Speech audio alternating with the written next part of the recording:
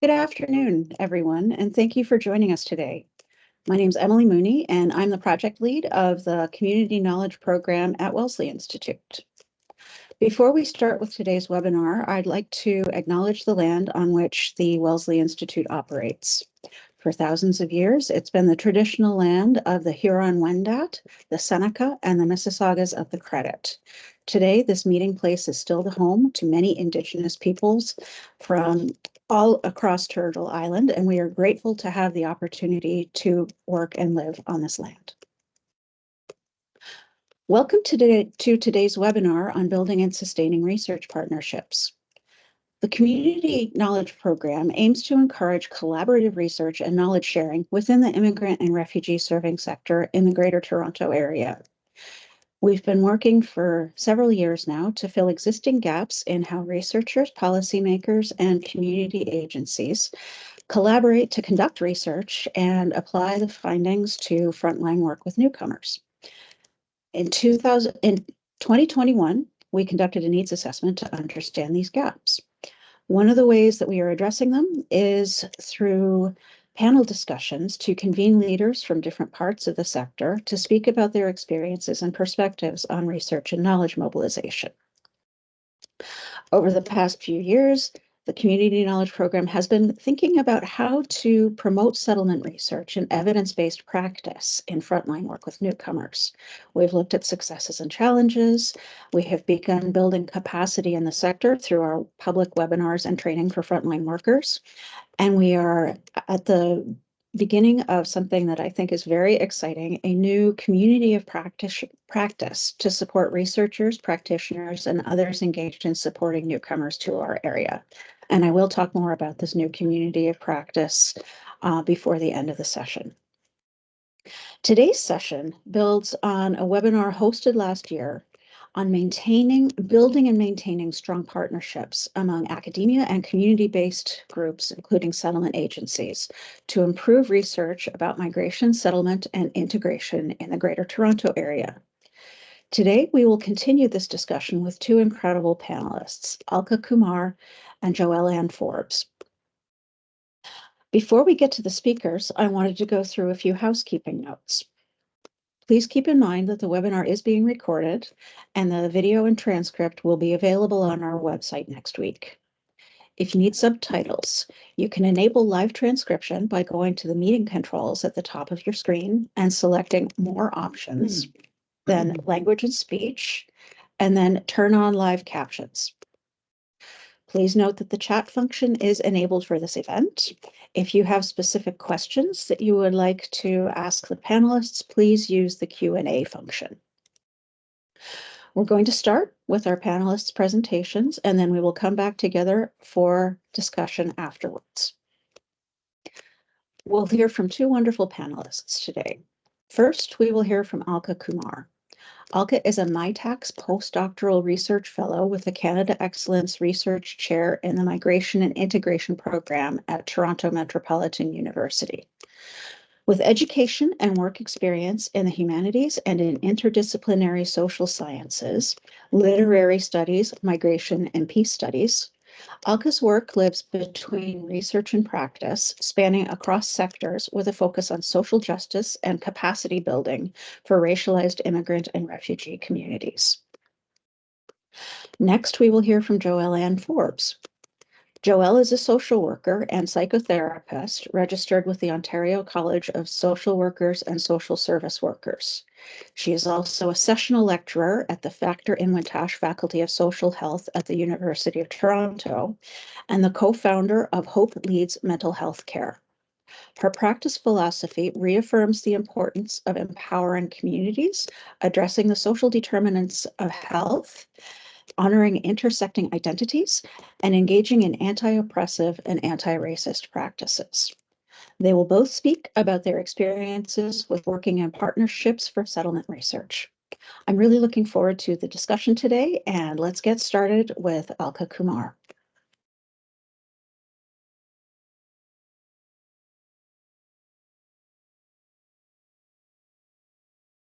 Alka, you're muted. Yeah. Okay, I hope you can hear me now. Okay, perfect. Perfect. Thank you. Um, Great to be here. Firstly, thank you to Emily for inviting me. Thanks to Wesley Institute for having this opportunity and this forum where we can get together and um, get a sense of what a community of practice can look like, where we share some experiences and talk about our challenges and how we can kind of work around them, how to deal with them, and what also, because wherever there's a challenge, I believe there's also an opportunity. So, I mean, and the good thing with research is that when something doesn't work, we always go to, oh, these are my learnings, and I'm going to do better next time, better prepared, learning from this experience, and all of that. So, um, as following on what Emily said, a couple of things. Um, I'm very excited to participate in this because I was also um, a little bit part of the needs analysis that Emily talked about previous to this, and that led to this. So some of the gaps that we were experiencing in the sector and in the migration sector, bigger sector, where there is so much emphasis actually on partnerships, because there are so many stakeholders out there that need to work together in order for things to get streamlined better, the gaps to be addressed, and policymakers are actually very interested in learning both from research and from what's the reality on the ground. So obviously that when we say that and think of it like that, how important then it is for academia to work with industry. And my my current job really is coming out of such a partnership. So MyTax uh, is, kind of facilitates these partnerships between academia and industry.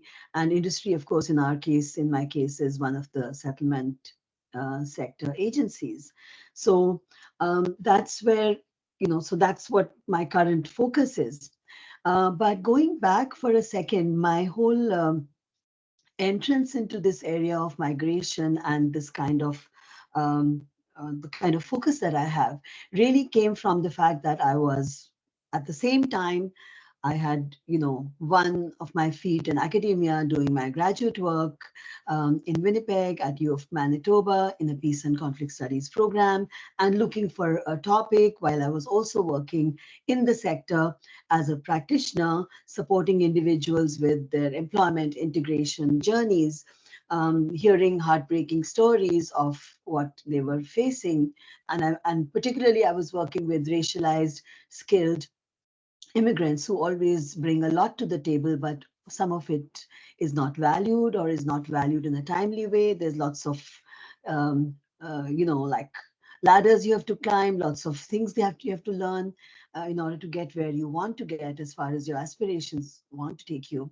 And so, and I was looking for a topic as a grad student, and it made sense to me because I had lived experience of migration. I used to teach literature back at my university in India, in Delhi, and I was now having my own lived experience of migration, and I had a practitioner experience. So I pretty much wanted to bring holistically these three angles together.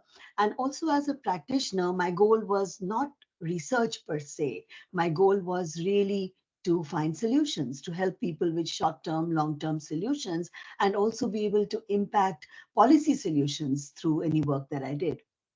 So, and then doing my PhD in a peace and conflict studies program also facilitated that practitioner point of view, because in that field, you're not really working only as a researcher. You always have to work with individuals to help them solve problems and to kind of help empowerment, help agency, and all of that. So anyhow, based on that, the trajectory that my work has taken ever since I did my doctoral work in this area a few years ago. I've been working in the sector now for almost like 15 years, I want to say, um, in both these capacities.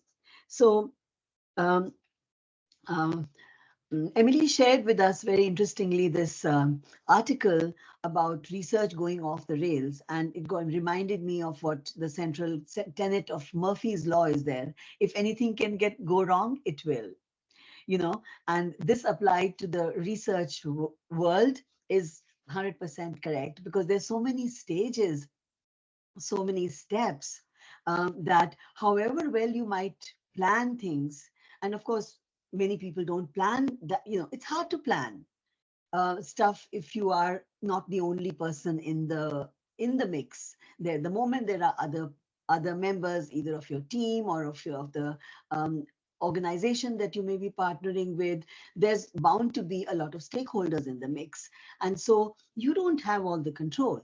And so from stage one to when you're even designing, figuring out what it is, even if it is a proposal where you're supposed to do this partnership, like present things and build things out in such a way where you want to come from a values orientation as well, which is like co-creation, collaboration, respect, power sharing, breaking down of hierarchies, and um, creating the conditions where everybody feels valued and everybody feels ownership of the project. And there is a very strong focus there on relationship building. And how and when, like right from scratch, how do you get people in with you, those who are your partners? Um, so obviously it will begin with a conversation where both parties are interested in doing this work together, because you want to do this, and you bring different skills and all of that. So that's exactly where I started, with the knowledge that I already had and with as much of a plan as I could have. So, I do believe if you fail to plan, then you plan to fail. But the planning can only go that much, especially if you are thinking of a project which is a little out of the box, and it is innovative, it is experimental, it is it is in the nature of what it is. If you want it to be evolving, emergent, responsive, then wherever you're starting, you may end up in a place where there are challenges.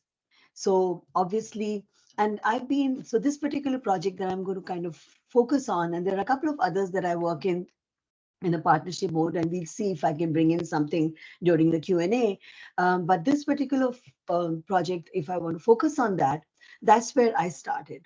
And I had previous experience of working in a collaborative setting. Um, and although the population that I'm working with now is very different from so this is refugee women. And so, the language is often fairly basic. And you have to there are more challenges inherently, or I don't want to say challenges, the research field is a little bit different. So in that sense, uh, and so the moment you design something, because you have to still apply to the research ethics board. First, you have to apply first you have to get your proposal accepted, and there, what problem are you solving, and all of that, and how is it going to benefit? And nowadays, I mean, now for a while it's been so, all proposals will, from the very beginning, build in what is the societal benefit, what is the community benefit. So I'm coming from that place where a proposal of that nature, where you are building it all in already. And then you are applying to the research ethics board. And if you're trying to say to them that you want to co-design your research, that you want, for example, if I wanted an exemption from the research ethic board for the first phase, because it is more aligned with creative practice. And then I'm saying I'm going to co-design my research with my participants. And so, and I will obviously be applying for phase 2, put in another application. So, and I thought it would not take very long. And then the delays that happened at the very first stage kind of threw things off a little bit for me. And then when that happens, the fiscal year is nearing, and then, you have to pay out some honoraria, and then you are not in time to do all that. So just sort of spelling out just one of the very first few, nitty-gritty of how problems can begin to arise. And then, of course, you are the outsider. You're working with an organization. So you are reliant on the insiders to let you in. And so that requires communication, that requires a lot of interpersonal skill building, relationship building, and they are crazy busy. I worked in the sector, so I know how go, go, go it is. No time to stop and stare, leave alone smell the flowers. So everybody is on a very time tight line. I had hoped that, and we all knew that we would plan on this, that, there'd be some of their staff would be working with me, because I wanted to build in a mentoring and a PD component for them, which is all there in the proposal, but everybody's busy. So how do I, so recruitment of participants doesn't take as long as you think it will, it takes way longer. And so you have to go to the, where's the catchment area? Where do I go and pitch my project, and get the people in? And then, so, and it's easy to say in the proposal, I will meet the participants where they're at, but to actually do it, whether geographically, because it might mean more than one location, every week if I go to 2 or 3 places, and also I meet each person where they're at, even if it's, of course, it's happening in a group setting. So I'm just kind of highlighting some of the very basic, challenges, because I'm taking off from the previous webinar, where already there's a lot of conversation about how we need to do this respectfully, how it's not enough just to give out a little bit of honorarium, and like, how do we strengthen some of those and break down some of those hierarchies and shared power? So I thought, I'm already doing that, and I'm doing that. I constantly focus on the relationship, because without the relationship, there's nothing that I can kind of, um, it's difficult to move forward. And why would, it's our project. It's not my project. It's our project together. And they are committed to it. They're very excited by it. And they are trying their very level best to support me in every which way. But it's just in the nature of things in a partnership that there will be there will be times when things may not align. I think I'll stop there for the moment, and let Joelle, sorry, speak to her experience, and then we can kind of talk more, if that's okay. Marvelous. Thank you so much. Yes, thank you so much, Alka. You touched on so many incredible points. I was like, just nodding my head and saying to myself, okay, that's it. That's basically like all the those are the basic like tenets of building and sustaining research partnerships, because one of the big pieces I took away from you, Alka, is the power sharing piece, right? I think that's such a big learning curve, right? Because we are coming in with truly positive intentions, right? Why we get into research is because we want a better community, right? We're not going to into research for the sake of our own personal benefit, right? We're really wanting to have some sort of impact, right? So before I preface my own experiences, I really wanted to clarify intention, right? Because we have really great intentions. We have amazing research questions. We want to help a variety of communities. And that's beautiful. That's amazing. That's powerful. But where research can go off the rails is when we're moving too fast and we are not practicing a sense of humility and checking in with ourselves by saying, you know what, maybe we need to shift this. Maybe we need to shift this recruitment process. Maybe we need to go back to the research question. Hey, we're getting all of these narratives from these amazing participants. why aren't we changing the way we do things? Why are we still keeping to the how? And I feel like humility is such a big part of when we're engaging in partnerships, because we are learning. We're learning from the community that we're serving. And I feel that sometimes in research, we feel like we can feel like, oh my gosh, I got to do this to serve the community. This is going to have such a big impact. But we got to also ask ourselves, did we take time to pause and actually listen to what they're saying? Right? Is your research question relevant? Right? And that's not to say that this is going to like make the whole project fall apart. But if we really mean partnerships as in research community partnerships, we have to really look at how is this really going to impact the community? Like, how is it going to serve the staff? If you're going to want to incorporate staff in the project, how is your project going to alleviate some form of burden? So in my own experiences, I have spent many years working in the public healthcare sector, um, and we know what's happening, right? We know that a lot of people are burnt out. We know that resources are limited. And as researchers, we have a social responsibility to think, how can my project alleviate some of this burden? Whose voices are included, whose voices are not included? If we want to collaborate with an organization, if we're really intentional about how we want to, yeah, let's collaborate. This is going to be a great project. We really want to incorporate your priority populations in our project. What are the priority populations getting besides honorarium, as Alka said? Are they going to get some more access to a resource? Are they going to be getting some supports that they otherwise wouldn't be getting if they weren't participating in this project? Like, the way the healthcare system is right now is that there's such a crisis for mental health supports.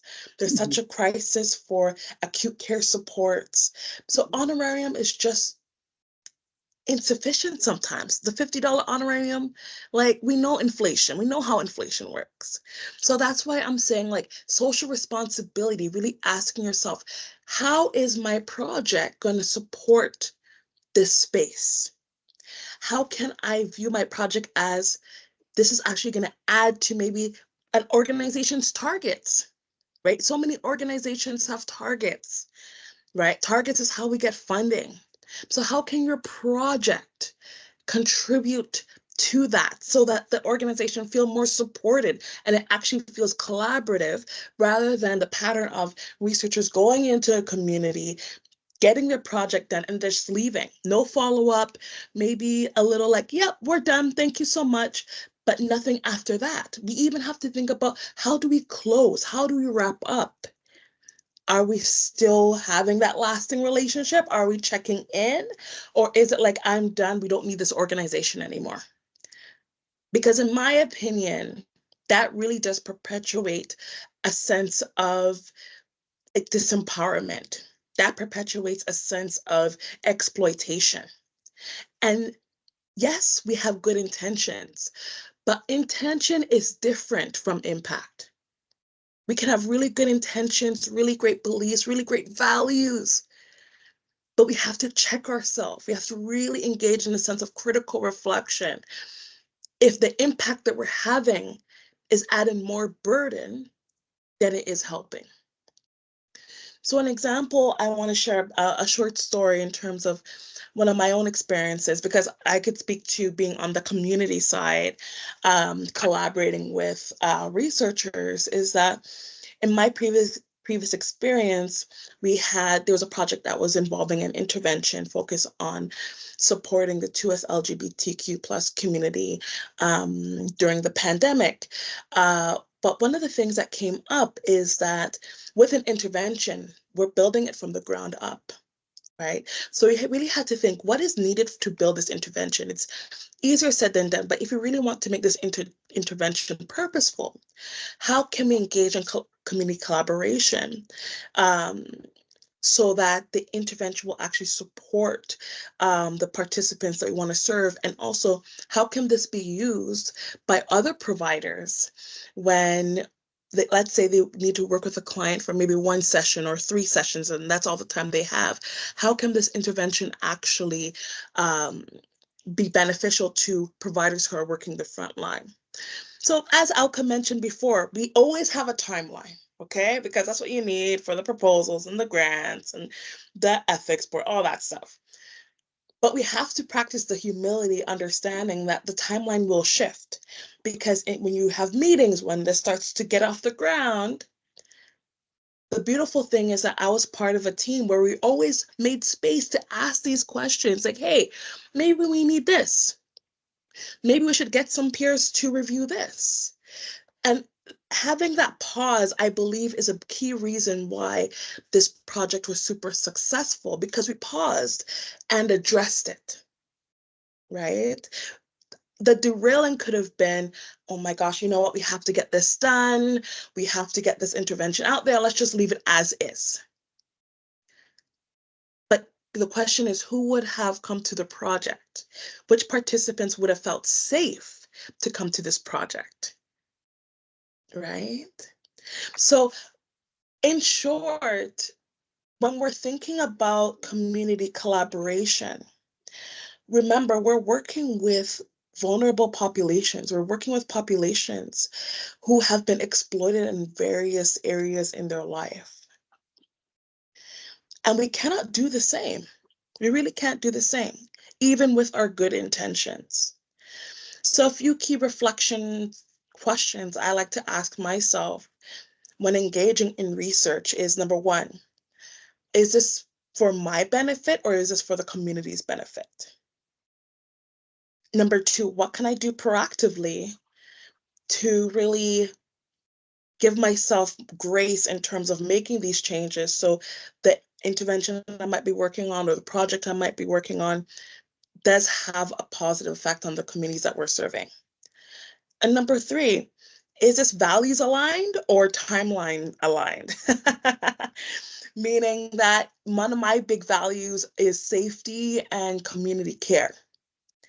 And if the project I'm working on is very grounded in self-interest or very grounded in, oh my gosh, this would be amazing publication, then I don't want any part of that, right? Because at the end of the day, that's not the purpose of the research we want to do, right? The purpose is we want to be able to make be able to make systemic change. This is what we were taught.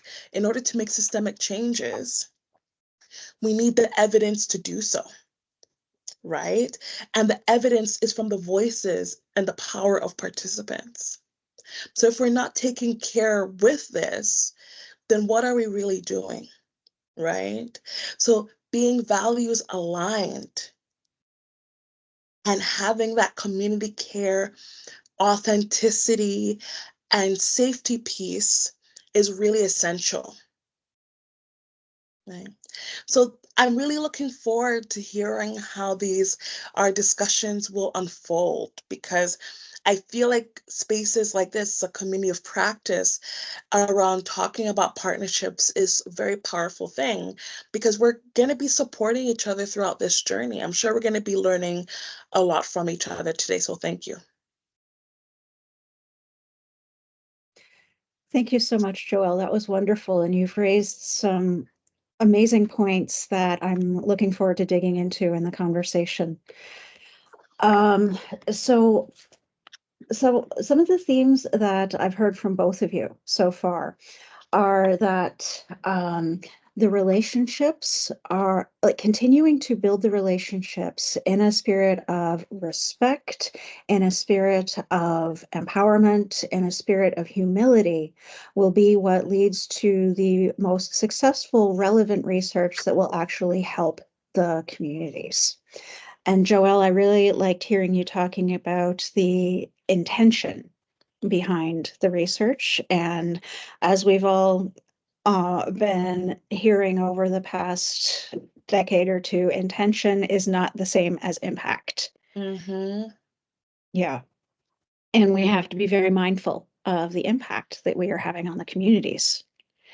So, Joelle, you talked about a very successful research project because you built in the time to pause and reflect on what you were doing. Alka, you were talking about the necessity of acting respectfully and breaking down the hierarchies as well. And one thing that's been fascinating me in these discussions, both before and what we're hearing today, is that there's a little bit of blurring of roles going on as well. A lot of people in the immigrant and refugee serving sector are immigrants and refugees and newcomers to Canada themselves and bring the lived experience. So they've got the dual role as the community member and as the service provider or the researcher, and that has a major impact on the work that we do as well. I would like, if you have anything you'd like to add before I open up the floor for questions. I can respond, offer a couple of things. Absolutely, this blurring of roles and boundaries even, I think is a really important piece because, and sometimes it is so helpful because it helps build trust. Because there aren't clear demarcations between who's the insider and who's the outsider. And I find that in all my work, um, it's easy to sense that there is transparency, like on the part of um, people who that you're working with, because at some level, can, the positionality kind of resonates, and it's always, I feel, helpful when we're working in these contexts to put it out there, like really articulate what your positionality is and why you're even in academic presentations. That's always my starting point, because I feel if I don't put it out there, then that's not the full story. My research is not my story. That's not me.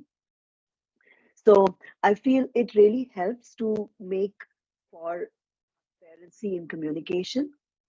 The other really important part I feel is language and worldview.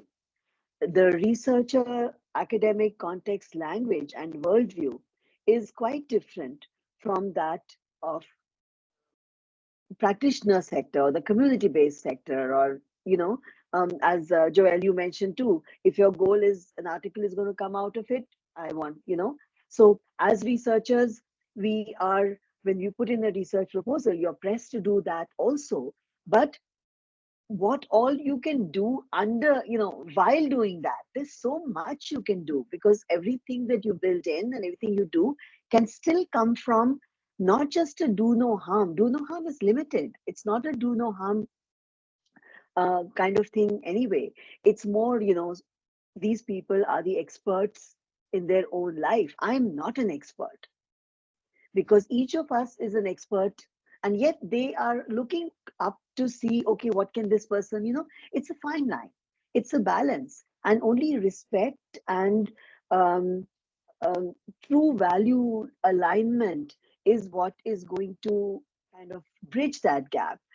Because there's, if you're coming from social justice and social change, and you're trying to, you want through all the work you do to actually be able to support your participants to feel more enabled through the process, learn as much as they can so that they can do this train the trainer kind of thing. So you're kind of just passing it on.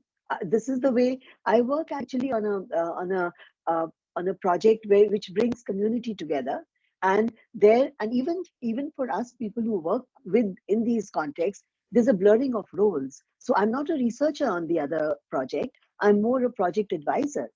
And we work with cultural members of cultural communities, different cultural communities, through the ethnic organizations. And the goal there is, through support, helping build leadership skills in women and in youth.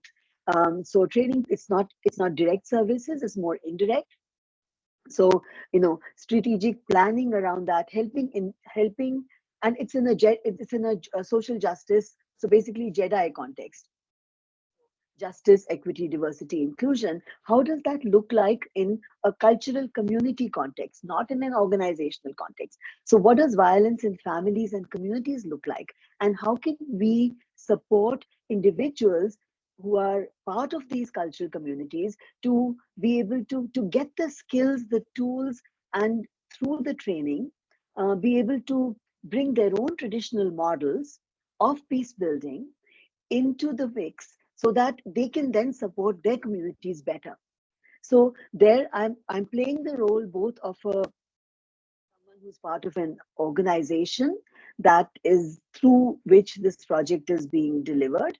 And also, I can't help that I'm a researcher because I always will come in with my analytical lens and talk about things, and then supporting the others in doing some of those workshops at the community level. So there has to be, there's a blurring, I think, even in the people who are working in the sector many times, where that can happen. Yeah, I just say that. Thank you. Yeah. Joelle, any thoughts? Yeah, like I really truly echo what you're saying, Alka, like 110%, because one of the big things that's really coming up for me is when we're connecting with this blurred lines. I think because we're taught that boundaries are so important, that there's a difference between participants and the person doing the research and all the responsibilities that we have as researchers, we have to think, are we applying a very Western, Eurocentric way of doing research to communities that don't subscribe to the same values, right? I think really thinking about when we think about Eurocentric values, we are aware that it's very individualistic. It's very us versus them. It's very the privilege versus the subjugated self, right? Sure. And so definitely, I think one of the big pieces is like really checking in with ourselves in terms of, okay, is the way I'm approaching this community one that's driven by this very like individualistic privileged lens, so to speak? Am I privileging my own perspective over someone else's perspective, right?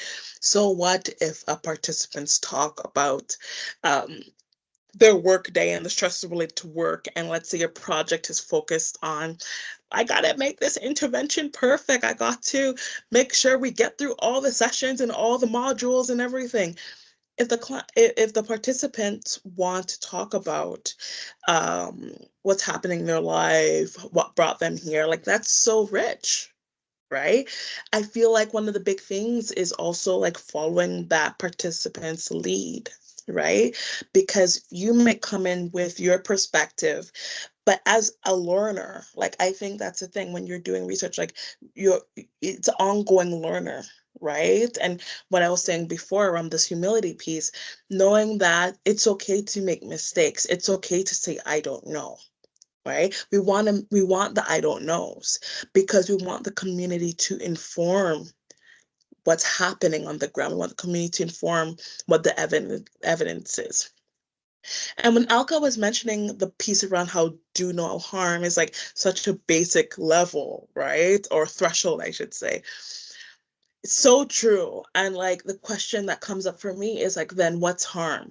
Right? So harm for the Research Ethics Board might be different definition of harm for what a community might be experiencing, right? Like for example, if we're doing a project that's focused on how well um, we use these therapeutic strategies, and say we have a participant that really wants to talk about, like, say, the structural violence in their life that impacted them through childhood and how that's being triggered now due to various socio-political events, why can't we make space for that? Isn't it more harmful if we silence those stories, right? Are we taking away power from the participants when we're like, no, no, no, thank you so much, but we need to get back here, right? Why do we need to get back there? Can the questions be answered through the dialogue, through the conversation, through the narratives? right? So I think it's really important to, when we think about blurred lines, yes, there's definitely going to be some blurred lines, right? But I think what's going to come up is who made those lines? What, like, who's defining those lines, right? And why do those lines, how can those lines look different, right?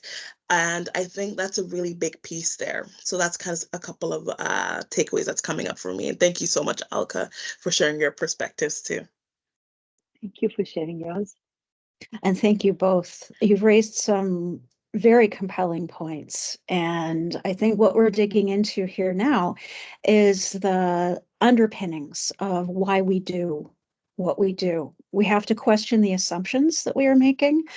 And even with the do no harm, what I was hearing before that a bit was not just do no harm, but do good. Mm-hmm. Yeah. Do good. How are Absolutely. we, yeah, how is the work benefiting the community? How can the community's voice be central to what the academic researchers are doing? And to build on that even a little bit more, how will the work that the frontline folks are doing, the academic researchers are doing affect policies? How can we get the voices of the people who are having the everyday contact with those that the research is meant to support? How will that research have an impact on a broader level? Mm-hmm. Yeah. So the relationships also need to exist with the policymakers and with the people who hold the political power to make sure that newcomers' adjustment to Canadian life is as smooth as possible. Yeah, for sure.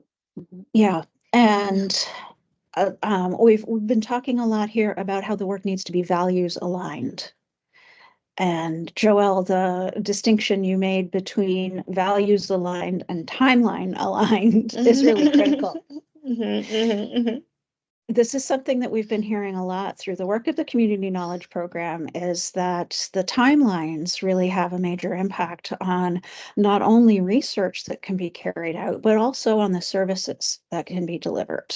yes. A theme that came up in the last webinar was, and that has come up repeatedly, has been that the services funding deadlines are not aligned with when major research might be coming out that could inform the applications for funding, saying, hey, we found that this program here worked very well and we would like to build this into future funding.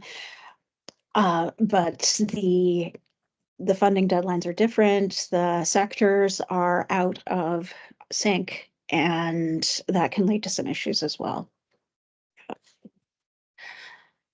I'd like to open up the floor to the participants in the webinar. If anybody has any questions or would like to join the discussion, you have three ways that you can contribute. You can contribute in the Q&A. You can raise your hand and go on camera if you'd like, or just use your voice if you'd like to use your mic and participate in the conversations. So I'll give everybody who's here a moment to think about that and to talk about the book that has come up a couple of times, When Research Goes Off the Rails. I posted a link for it in the chat. It is available on archive.org. If you have an account there, you can get at it at no cost. And it has it's a series of chapters, all written by different researchers, telling stories about when things went wrong and how they came back from that.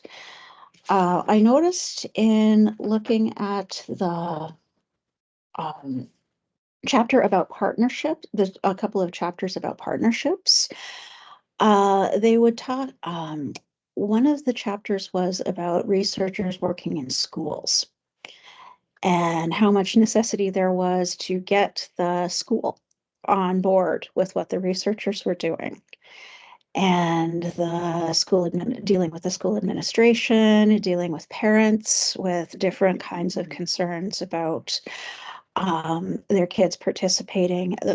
The study was specifically about obesity in high schools and introducing a new program to encourage physical activity, to encourage healthier eating.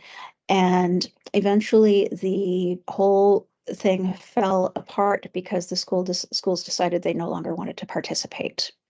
What can you do in a situation like that? How can you come back when let's say the community agency says, we were in this from the beginning, but we're not so hot on it now. We're not really happy with the way it's going. What can you do from there?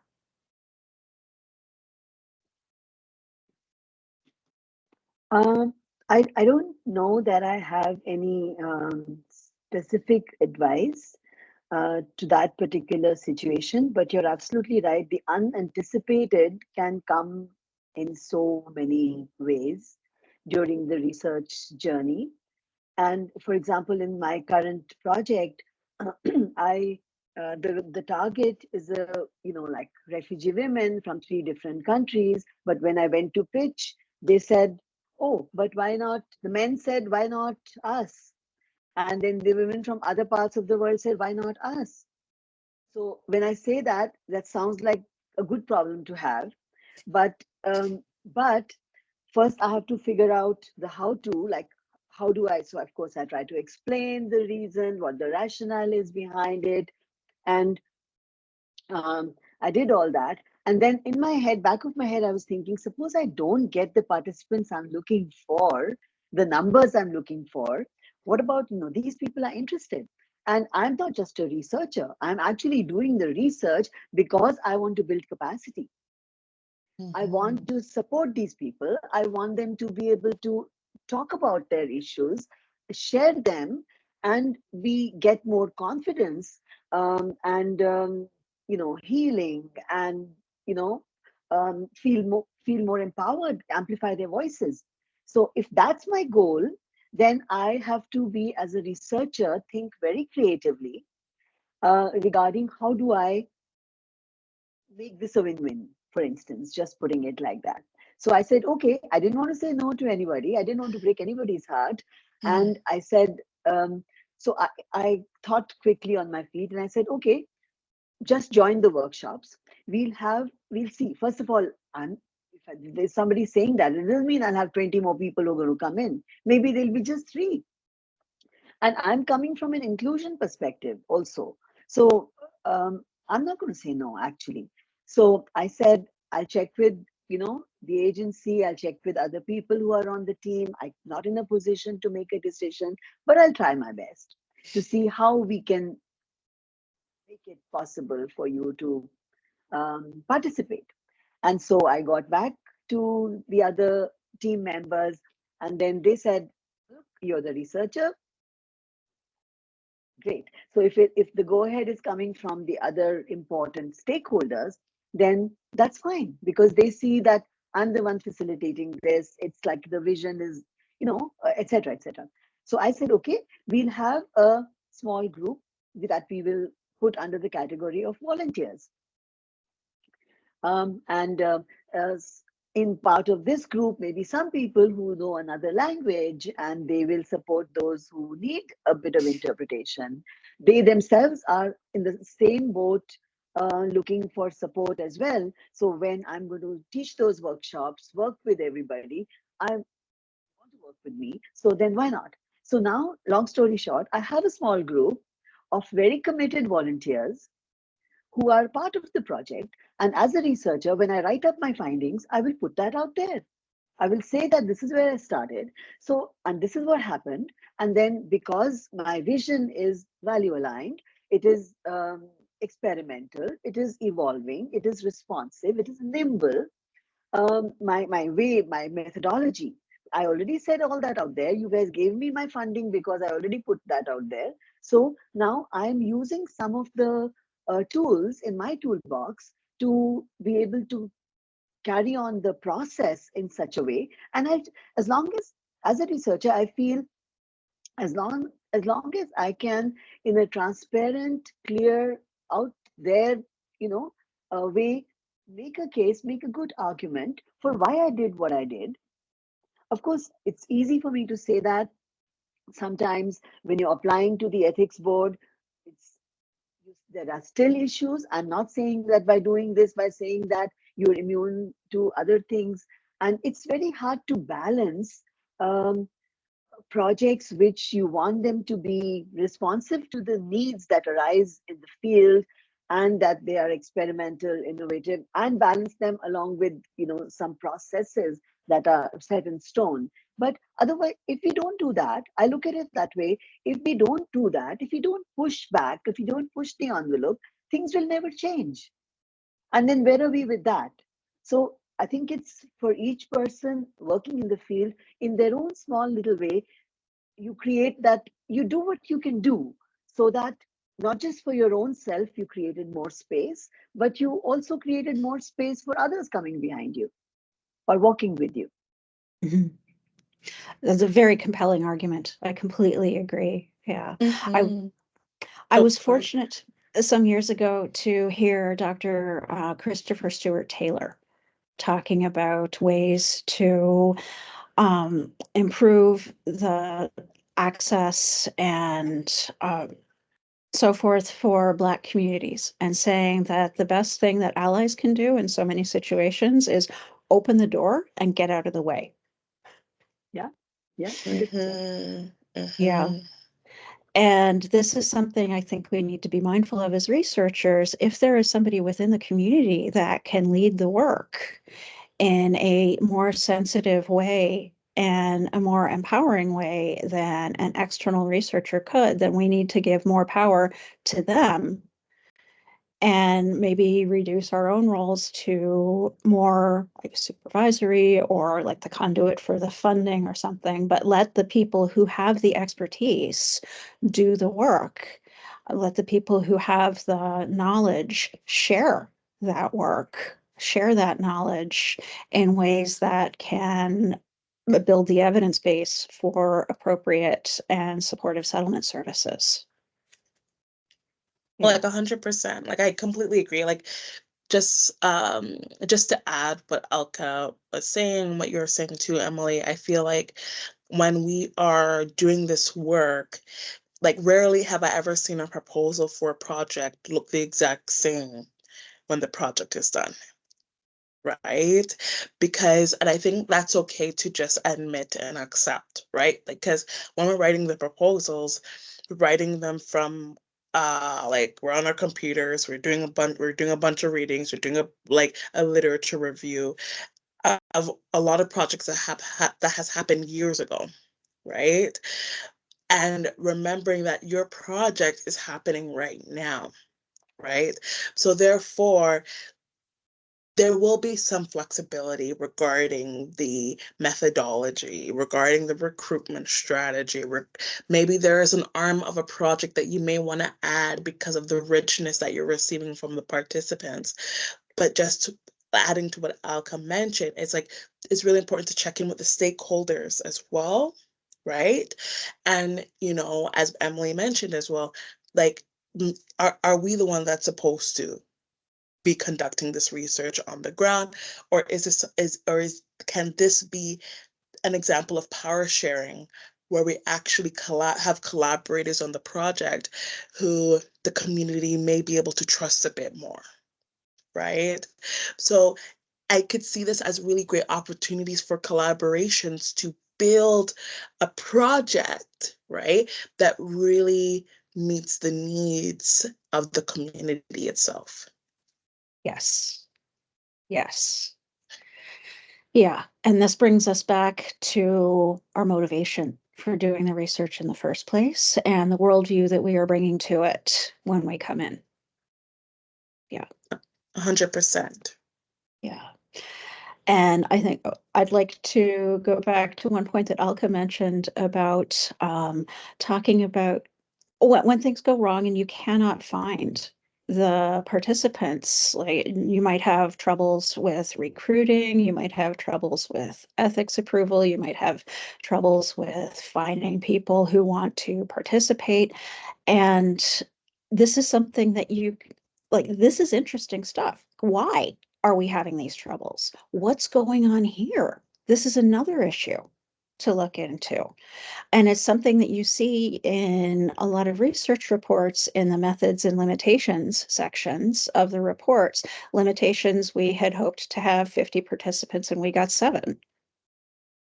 So what were you able to do with that? Could you do more deep qualitative work? Could you change the approach of your study and say, okay, this was originally intended to be quantitative, but we couldn't get enough people in. So we changed gears and now we're doing more qualitative work and digging into individual experiences. The results will obviously be different, but they can inform future research.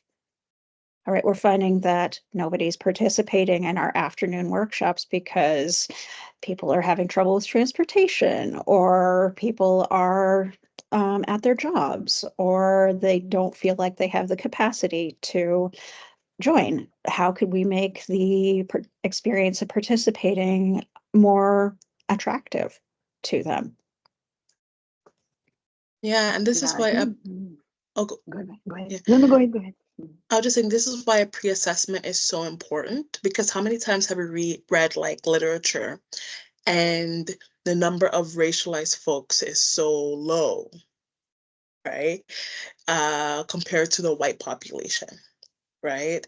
And, being honest that there's a difference between sending out a flyer, like just like that, versus connecting with a community organization, explaining the purpose of the project, explaining how this could be of benefit to them, right? Yes. And requesting for the flyers or recruitment materials to be sent through them.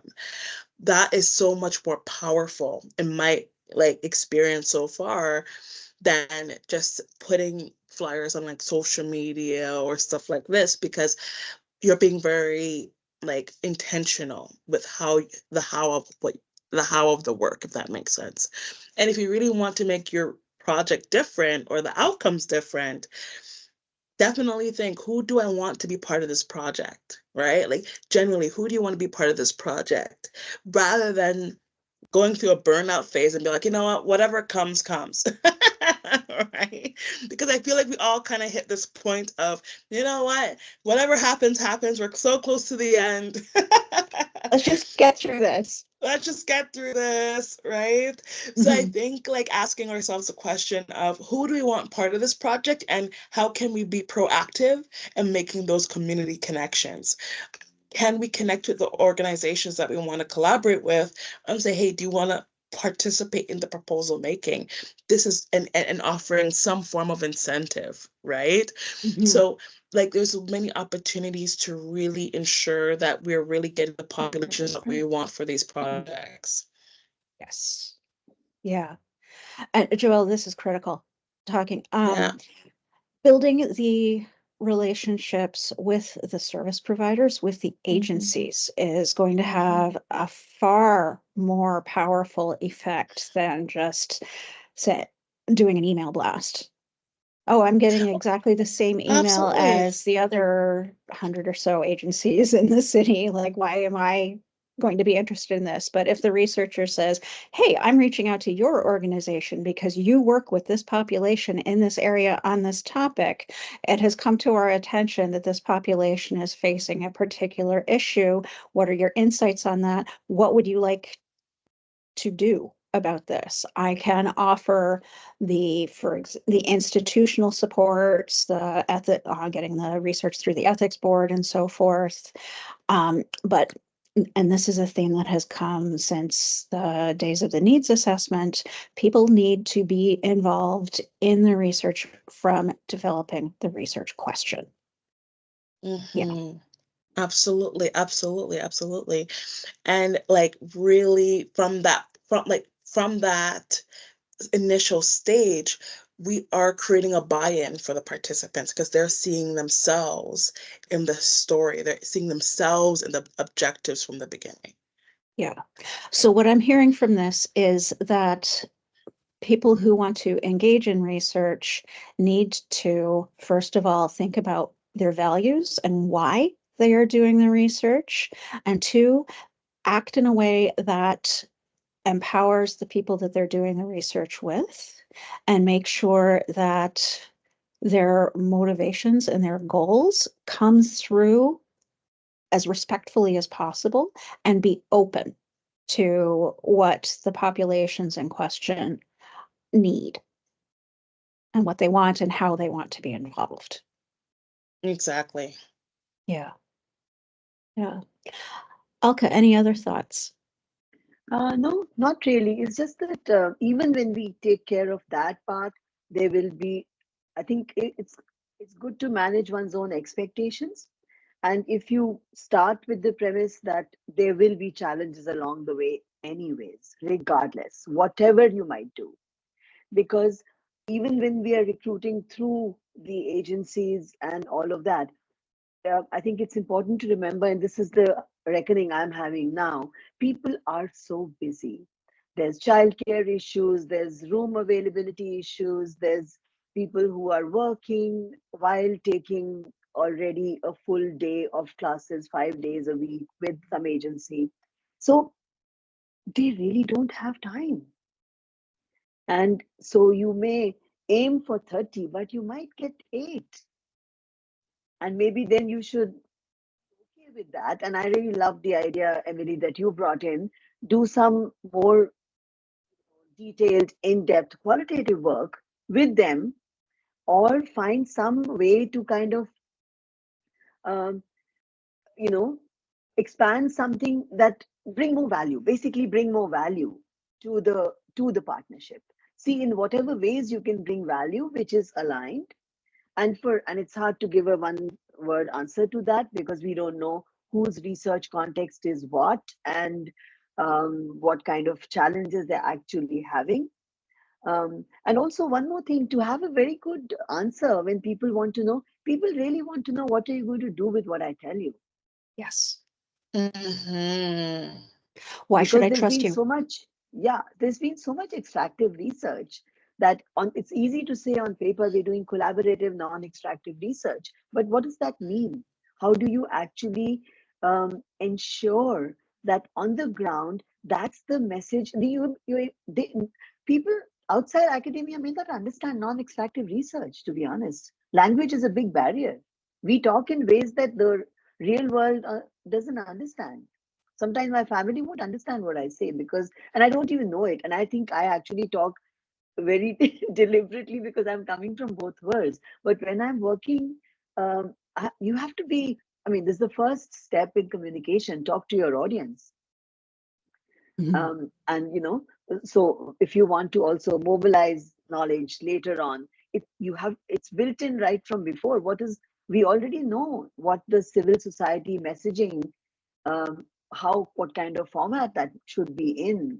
And, so all of those things are, um, like, we know it, but then to just making sure that the project builds in all of these pieces, and yet maybe also somehow builds in flexibility, like, the way you write it, the way you do it, you have to remember. I think if we remember that there will be challenges along the way and things will have to shift, whatever you have said right now on this document, then it becomes a little bit easier.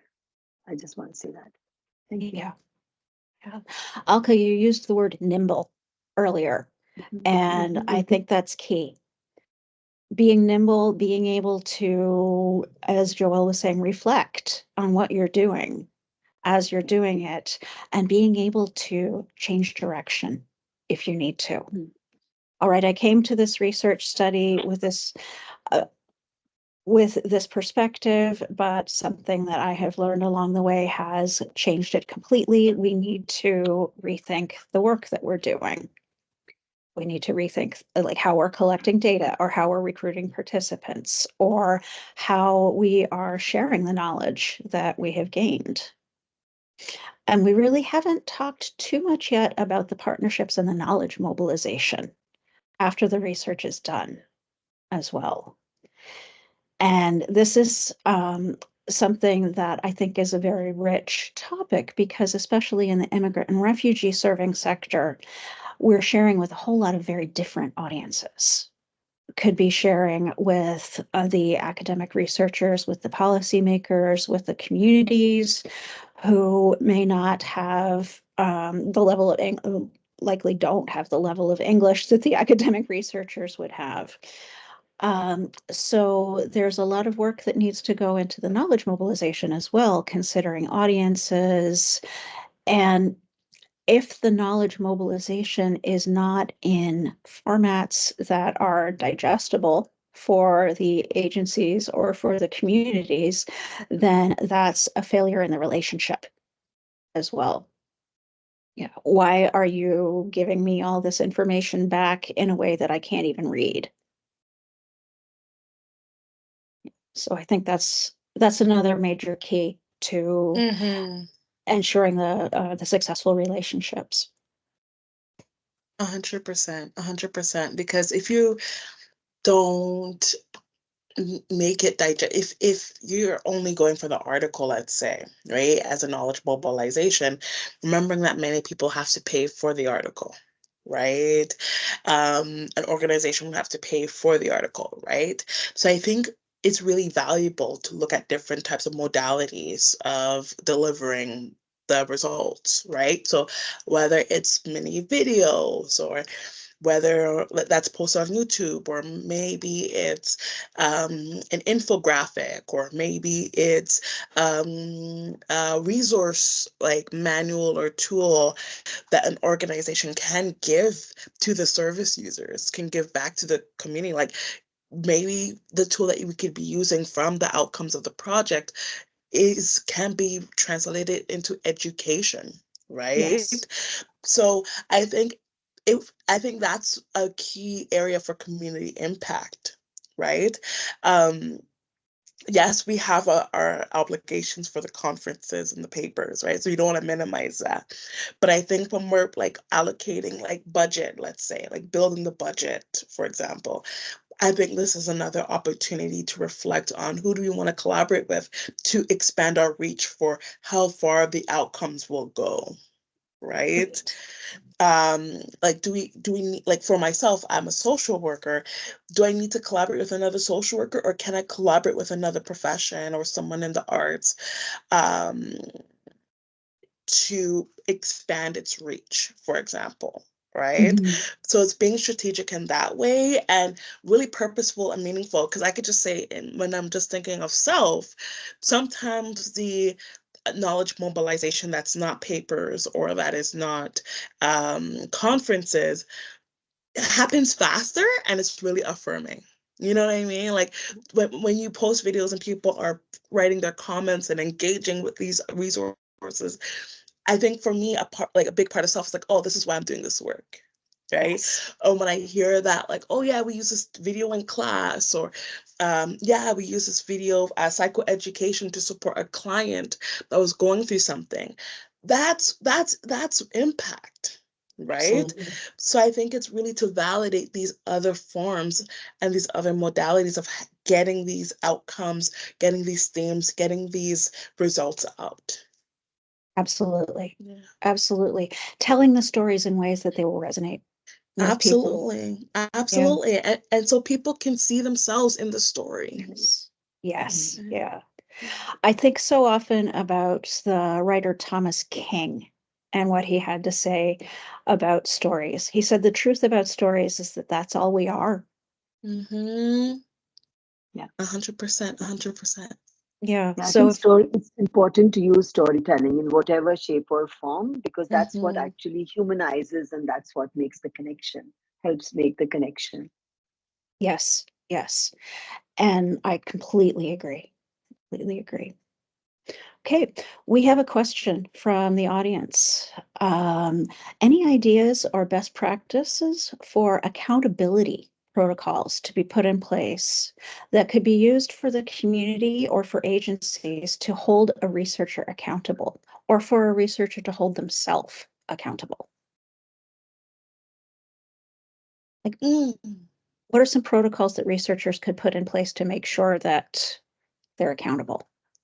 really good question. Yeah. I, oh yeah, I think the question of accountability is always an important one. So thank you so much for the person who proposed this question. The first thing that's coming to my mind is I think before any agreement to sign for any collaboration, there needs to be some form of check-in of, okay, can we have like a quarterly update about where things are with the project, so to speak, right?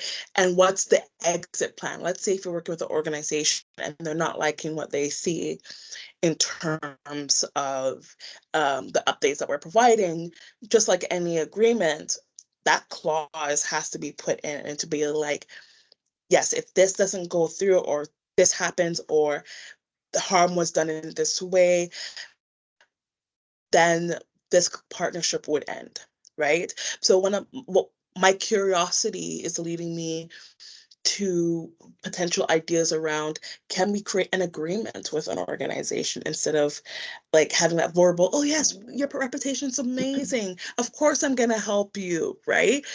Like, can we take the step and like making some like an actual binding document that actually outlines what will happen if this is not successful, or what will happen if XYZ like Z happens, you know what I mean? Just so that there's that the organization can hold us accountable when doing this work. Yes. So having some kind of written contract and Yeah. a real plan and putting thought into it in the beginning. And I know some Yes. folks might be somewhat reluctant to sign something like that. Oh, we're coming in here with the best of intentions. Why? Mhm. Oh, we need to finish this work. And again, back to the theme of humility. Mm, The researcher needs to step back and say, okay, sometimes things don't work out. How can I help protect exactly. the community agency? Yeah. Exactly. Especially like understanding that community agencies are quite vulnerable, Yes. right? Like we have to be mindful that we don't want to do anything that will either disrupt any care or as Alka was mentioning too, add to the busyness, Yes. right? So I think like making those pieces clear in like some sort of agreement or contract is very vital, and having those expectations that there would be regular meetings to touch base on the progress of that said project. That's a really concrete suggestion. And yeah, I appreciate that. Thank you. Thank you. You're welcome. Alka, any other thoughts about researcher accountability? I think it's a great question, a very important one.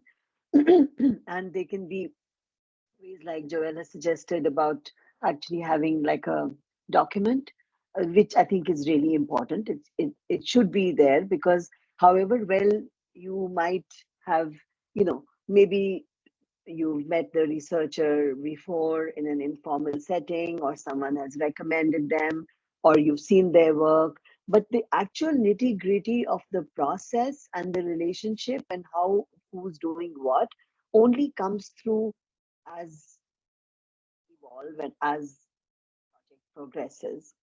And I know that for many of the big grants, there are these clauses. They're already there, so that there's accountability and there is the ability to step out of the project if it's not working for either party. So they do have in some of the grants that I'm aware of, but it's probably not there because there's so many partnerships of all shapes and sizes and colors that are happening all over the place. So it is good to protect one's interests, both the organization's interest and the researcher's interest, because who knows based on what a relationship may fall through. So it's good to have something a little bit. May not be a very, I don't know, legal, but there should be something, I think. And Mhm. other than that, I think one one has to, sometimes it may be helpful to look at the previous work of the researcher or connect with people they've already worked with to just, make sure that you've done a little bit of due diligence on that. Because if somebody is really coming from a value oriented space, then, and this is the kind of stuff they do, then, chances are that you're not going to have too much trouble. I don't know.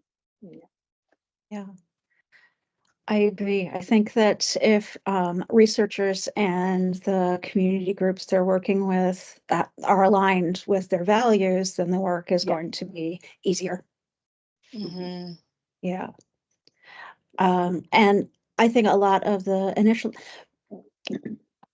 what I'm getting from this discussion is the importance of the work that you do before you ever start research.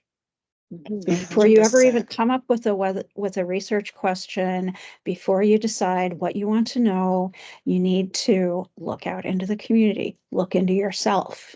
Think, why am I doing this? Joel, you mentioned this at the beginning. What's my motivation here? And Alka, you've been touching on this as well. Why are we here? What are we trying to accomplish? And once you ask yourself those foundational questions and you ask the research partners those foundational questions and make sure that you're starting from the same place, then that can prevent or at least reduce a lot of the potential conflicts that might arise later. And one of the things I might flag is sometimes there is overzealousness in the researcher, and you may tend to overcommit that you'll do this and you'll do that, and not really knowing how, I mean, if it's a new relationship, and also, so sometimes, and that's when, like proposals get evaluated. The committee or whoever is looking at it tries to ensure that, like, is this doable? Is this, you're saying you're going to do this, but do you know what the challenges might be in there for you?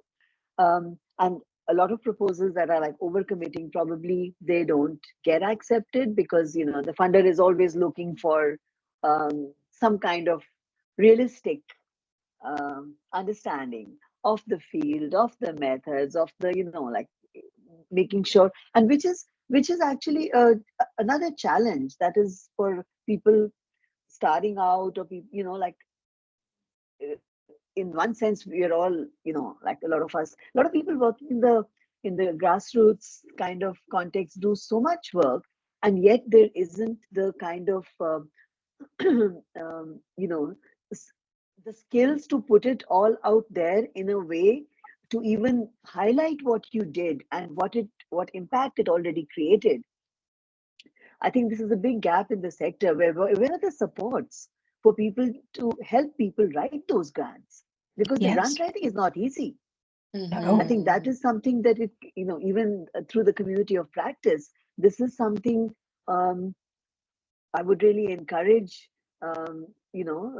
Wesley to think about, that how do we create those, um, the, how do we talk about capacity building, but so what about capacity building for the purpose of writing and submitting grants for people who are doing all the work in a grassroots and community setting? Yeah. Such a Fabulous. fantastic point. Yeah. Yes. Yeah. And just to kind of add to that, right? How can there be collaborations for that grant writing where it's for maybe a program that an organization hasn't been able to get funding for, but the researcher could also benefit, Yes. right? But not just making it about research. How can us, like, the grant be for a program that actually serves the community or create more access or can create collaboration? So let's say that organization can hit its targets or have an easier time with getting its targets, and the researchers themselves are getting a lot of collaboration and narratives and stories from the participants who are engaging in these programs, right? So I think that's what a big thing I'm taking away from your comment, Alka. Thank you. Yeah. Okay, thank you. There's another question Could anyone think of good examples of where institutions took or take on a role to encourage meaningful partnership and follow-up from the researchers? I can start by talking about the roots of the Community Knowledge Program. The Community Knowledge Program is an offshoot of the Center of Excellence for Research in Immigration and Settlement, CIRIS, which was a network of universities and community agencies engaging in research. And CIRIS was a funder for some time. And one of the conditions of their funding for the academic researchers looking at settlement issues was that they had to have a partnership from day one with at least one community group. So this was baked in from the beginning. The CIRIS and the institutions that it was made up of took a very big role in encouraging the meaningful partnerships just through their use of funding and also the supports that they provided. And another step that Wellesley Institute has been taking has been offering an online course for frontline workers who want to engage in research to inform them about how they can work with academic researchers and to get them thinking about how much they have to contribute and to ask for the follow-up from the researchers when the project is done. Yeah, I will turn it over to you and to Joelle and Alka. Any comments or thoughts?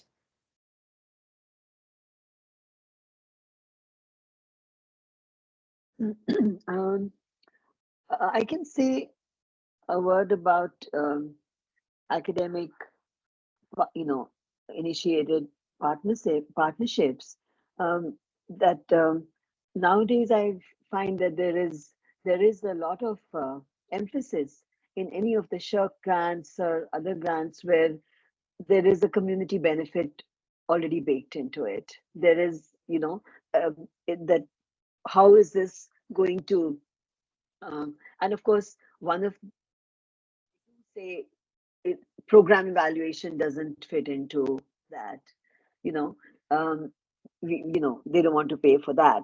So sometimes when you kind of, at some level, you have to still look at the program when you're doing any kind of partnership, but then it cannot be an evaluation of the program. It's more maybe impact, or, in some creative way, you have to sort of position how you are going to actually work with a community organization to help them kind of scale what they do, or help them be able to articulate how it is benefiting their clientele and stuff like that. So, and of course, the moment there is a grant like SHERC, there is always accountability, follow up. There's things which are already built into some of those. So I'm more familiar with that. I don't know about many other, I don't know, maybe Joelle can talk a little bit more to some of the other institutional grants. Yeah, I'm not too familiar with the institutional grants that has it as baked in as the grant Emily was mentioning earlier, because what I like is there's a difference between what is the community benefit versus, okay, we did the work, this is who we're already collaborating, they said yes, so now let's put in the process and time, right, to get this approved. Because I think that is a level of accountability, connecting this question to the previous question, is how can it be a non-negotiable? How can we make collaboration a non-negotiable? And Alka, when you were speaking earlier around like really how can we support organizations with writing grants, or like funding proposals, and it can meet the benefit of both the research team and the organization. I think what's coming up for me is that we have to start thinking in that way, right? If you're thinking about a project question or a proposal, we have to start thinking in practical benefits rather than more theoretical ones. And I think that is a great place to bring the discussion to a close.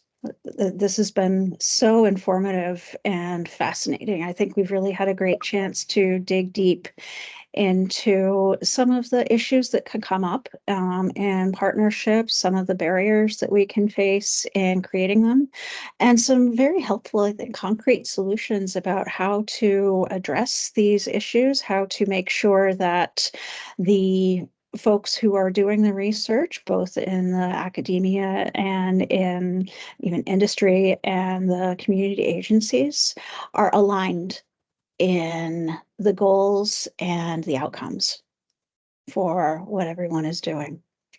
I thank you both so much for your fascinating thoughts and your compelling points. It's been a wonderful conversation.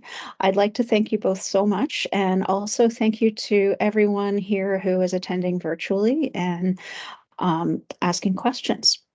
So I have posted the link to our website in the chat, and do encourage you, if you're not already on it, to sign up for our mailing list. We will be starting initial meetings of our new community of practice within the next couple of months, so you can be on the mailing list to see when those will take place. And we'll be inviting researchers, frontline workers, other stakeholders to enable you to start building and sustaining some more of the kinds of successful research relationships that you've been hearing about today.